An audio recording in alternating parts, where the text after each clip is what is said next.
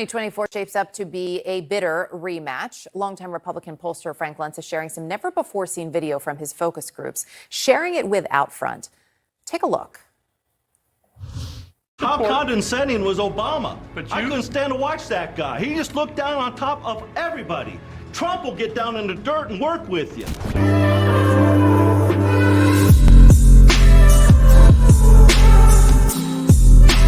Hey, welcome back. It's your man Wise, and today we got to check out this video. Gets very contentious in here. You have Trump voters and Biden voters in the same room. I need to see this. I hope you guys enjoyed this. Like, share, subscribe to the channel. Drop me a comment down below. I appreciate all the love and support.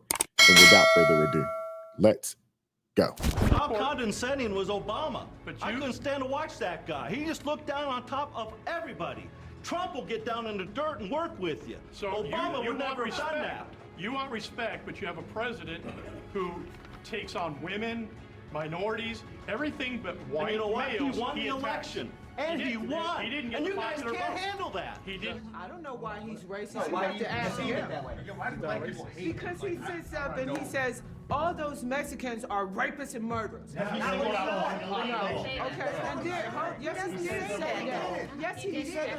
Can I finish my? I didn't say that. You're talking about. I'm talking about when he was running. Yeah, I know. He said they send the worst among them. Some of them are rapists. Some of them are drug dealers and murderers. They asked me what I feel. That's the problem with a lot of Democrat voters. It's about what they feel, not about what they know. Everything's feeling, everything's about emotion, opposed to what they know and looking at the policies and going and looking at these clips for themselves. How many times do you need to hear that a clip has been taken out of context before you decide, let me go and do some additional research? Where's the original clip at? Let me check that out and see exactly what he said. How many times does that need to happen? And how many times do they need to hear it? Or do they just not care? I'm interested. Somebody let me know in the comment section, how many times does that need to happen before we can get these people to go and do just a little bit of research? It won't take much. You can find the original clip, listen to it for yourself in the full context, and then make a decision based on what was said. So that's just that's a small snapshot, right? You shared a fair amount of video with us. When we look at that, you've said the country is more divided than ever. I think a lot of people would agree with you. But this video evidence, why? How? Why is it this bad? What are you learning from these groups in these moments? That there's no editing anymore. There's no censorship. That we now say what we think. We say what we want people to hear rather than trying to learn. To me, it's not about the mistakes made. It's about the lessons learned. And no one's trying to learn anything from this. They simply want to be heard, and they will shout to be heard. They want to be heard. Do they want to listen? No, they don't want to listen. They don't want to learn. And my issue in this is children are watching. Our kids are watching this, and they're learning model behavior. There's a reason why in universities and in schools all across America, more young people are acting out. There's more shouting. There's more aggression. And that they see it from the politicians. They see it from Washington, D.C. People are frustrated. And the divide is real. But as you've seen in that clip, it's no longer a racial divide. Now, that I can appreciate. I don't like the divide, but I can appreciate it more that it's not along racial lines. It's based on ideology. It's those who think one way versus those who think another. It's those who are believers in the word of God against those that are not. That's where we are right now in this country. And to be honest with you, it is hard to straddle the fence with this. It's very difficult to do. The left has actually made it extremely difficult to do with their policies and the things that they want to implement. They've made it very, very hard to see their way of doing things or to be willing to compromise with them, because the things that they want you to compromise with go against everything that we believe in as Christians, as believers in the word, as believers in the God of the Bible. You can't compromise with the things that they would like for us to compromise with. We just can't. Board meeting. And the school boards are the worst. Yes. Parents go there and they threaten the people on the school board. You have to get cops in there. What is wrong with this country that we've gone that far? That's my question I keep asking. So I think it's a question a lot of Americans are asking. I was struck too. You also sat down recently with some younger voters, and you talked to them specifically about democracy. I want to play those moments.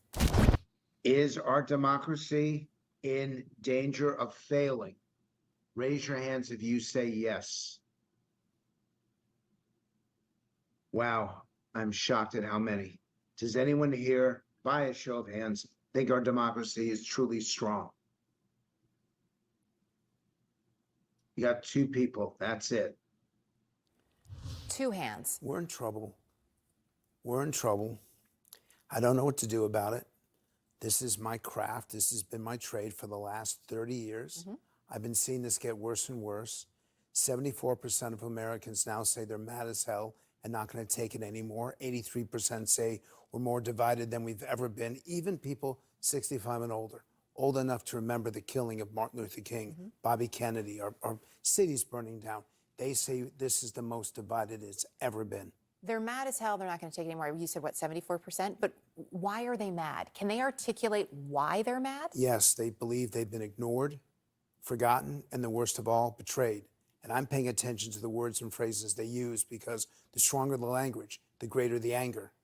And I've seen this and I feel this, and I'm reminding them, your children are watching, your friends are watching, and they don't care anymore because they want to own the opposition rather than change the opposition. Or talk to the opposition. Really quickly, too, because I do want to get to one other topic with you. The younger voters who you spoke with there who see the democracy at risk, only 2 of them said that democracy is strong. Where are they? Are they mad as hell? Are they just throwing up their hands? Do they want to try to change anything? They don't like anybody. They see Joe Biden as being too old. They see Donald Trump as being corrupt. They don't like anyone. They don't have anyone to follow. They're looking for a role model. They're looking for someone to aspire to be, and they don't see it. When you look at Congress in general, I think Congress is extremely old, especially on the Senate side of things. There are some younger players in the House of Representatives, but the Senate is just extremely old. We are past due for term limits. We have people in office right now making decisions for themselves, and they're fattening their own pockets. They could care less about the younger generation. The decisions that they're making are crushing the middle class, and they're crushing lower class citizens, working class citizens. They could care less as long as the corporations continue to pay them and fatten their pockets. So I understand young people being frustrated and upset because the America that they were told they were getting, it's not the America that actually exists right now. So when you see this, and none of us are blind, but we see what's happening. You can't understand why you have parents going to the school boards when you have school boards ran by liberal, far left progressives, and they're pushing this indoctrination in our schools, the gender issue. What else? The books. You can't see and understand why parents are upset. I'm at a point right now that if you are a parent of a young kid, you can't send your kid to public school right now. You need to pull your kid up out of there. It's not safe. Teachers aren't teaching. Typically, the teachers aren't even good anymore. I don't know if you guys know this, but the teachers that are teaching statistically across the board, they scored the lowest, in the college entrance exams and at the ACT and ACT realm. These are the people that scored the lowest. So we're not getting the best and brightest teaching our children right now. You look at the school boards and you look at what they're concerned with. Go and listen to, you don't even have to go. Pull up on the internet the different school board meetings and go listen to what they're implementing. You will understand why the parents are there frustrated because they're pushing foolishness. So yeah, and the thing is that when you think about conservatives, large majority of conservatives, not all of them, but a large majority of conservatives would consider themselves believers of God, of one of the 3 Abrahamic faiths. And what those people and what we believe, in that realm is completely antithetical to what the left would want to push. We can't get on board with it. So we're in a situation right now to where the sides are so divided and the issues are so divisive And the issues are so damaging that neither side can come to any form of compromise on these issues, because the issues are fundamental issues that you either can be for or against. There's no compromise. Let's finish this video. And that's their frustration. So that's the frustration. We're going to see if they're able to change it. I do want to ask you about, you posted, probably a lot of people who are watching may have seen a tweet from you in the last day. You posted that you suffered a stroke on Monday, and yet you're sitting here tonight. Part of the reason you wanted to come in was to share that information, but also to talk about some real health concerns. So before I let you go, I do want to give you a moment to do that, and to share with our viewers why that's so important to you. Because it's personal responsibility, and I'm supposed to act properly. I'm supposed to know what is right, what is wrong. I was very active in getting people vaccinated during COVID. I've been very active in a nonpartisan way in trying to teach people what's the right thing to do, and then I behave badly, and I suffer for it. And so I look at people right now, take your medications, do what your doctors tell you to do, and we have to take personal responsibility in this country. We can no longer blame other people, no longer say it's their fault. It's my fault, I got it wrong. Behave properly and do the right thing, and we can save our country. We'll see if this starts us maybe on a better track. Frank, I'm glad you're doing well. Glad you felt well enough to be here tonight. Continue that road to recovery. Thank you. Thank you. Oh man, he's absolutely right. Personal responsibility. You have a lot of people that want to put that responsibility on the government. There's a large amount of us that want to take that responsibility away from the government. We don't expect them to save us. The government is the reason we're in the situation we're in right now. And obviously the 81 million people that voted for this foolishness. You have one side that want to continue to grow, and they want more control and more power. And you got another side that's saying, nah, we don't want to do that. The divide is so bad because the issues that divide us are issues that you're either fundamentally for or against. There's no real compromise. When you start talking about the issues in the schools, drag queen hour at school, fundamentally against it. When you start talking about boys can be girls, girls can be boys, they can go into the restrooms, fundamentally against it. There's no compromise on that. When you start talking about, pregnancy terminations all the way to 9 months, and some people are advocating for post-birth, fundamentally against it.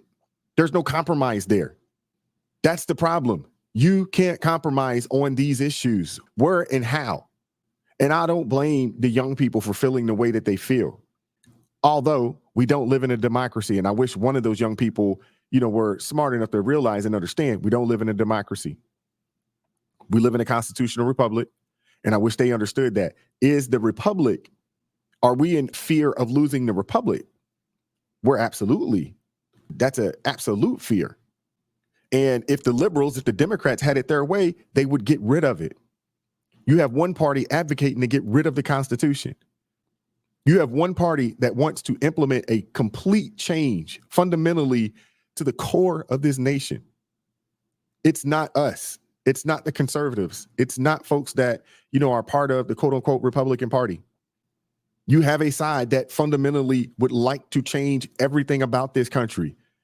And they'd like to take things so far to rip up the Constitution and start over.